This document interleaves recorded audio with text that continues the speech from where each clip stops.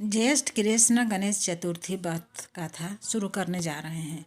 दयादेव नामक ब्राह्मण की कथा है। पार्वती जी ने पूछा कि हे पुत्र, ज्येष्ठ मास की चतुर्थी का किस प्रकार पूजन करना चाहिए। इस महीने के गणेश जी का क्या नाम है। इस भोजन के रूप में कौन सा पदार्थ ग्रहण करना चाहिए, इसकी विधि का आप संक्षेप में वर्णन कीजिए। गणेश जी ने कहा, हे माता, ज्येष्ठ कृष्ण चतुर्थी सौभाग्य एवं पति प्रदायिनी व्रत है। इस दिन आँखों मूसक रथा नामक गणेश जी की पूजा भक्ति पूर्वक करनी चाहिए। इस दिन घी निर्मित भोज पदार्थ अर्थात हलवा, लड्डू, पूड़ी आदि बनाकर गणेश जी को अर्पित करें। ब्राह्मण भोजन के पश्चात स्वयं भोजन करें। हे पार्वती माता, इससे संबंधित मैं पूर्वकालीन इतिहास का वर्णन कर रहा हूँ। गणेश जी पूजन और व्रत की विधि जो पुराण में वर्णित है उसे सुनिए। सतयुग में 100 यज्ञ करने वाले एक पृथु नामक राजा हुए थे। उनके राज्य अंतर्गत दयादेव नामक एक ब्राह्मण रहते थे। वेदों में निष्णात उनके 4 पुत्र थे।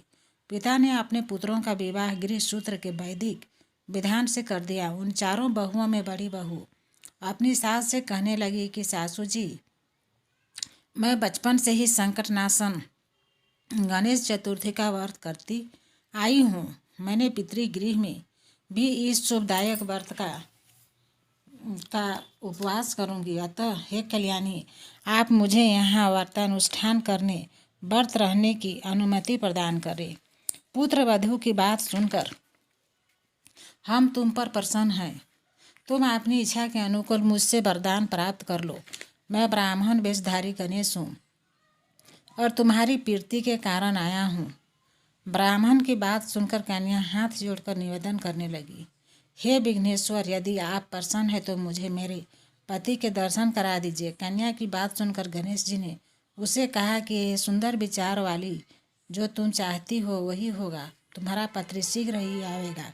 कन्या को इस प्रकार का वरदान देकर गणेश जी वहीं अंतर ध्यान हो गए।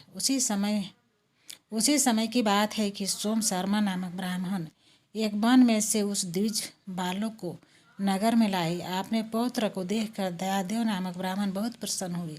बालक की माता के हर्ष की तो सीमा ही न रही।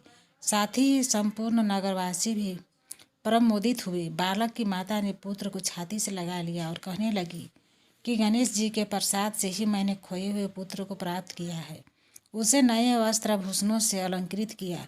दयादेव तो बारंबार सोम शर्मा को प्रणाम कर कहने लगे कि हे द्विजराज, आपकी कृपा से मैंने खोए हुए पुत्र को प्राप्त किया है। खोया हुआ बालक आ गया है। सोम शर्मा को सुस्वादु भोजन कराकर धोती दुपट्टा से विभूषित करके गौदान दिया। फिर से मंडप का निर्माण करके विधि पूर्वक वैवाहिक कार्य संपन्न कराया। इससे सभी पुरावासी प्रसन्न हुए। वो भाग्यशालिनी कन्या अपने पति को पाकर धन्य हो गई।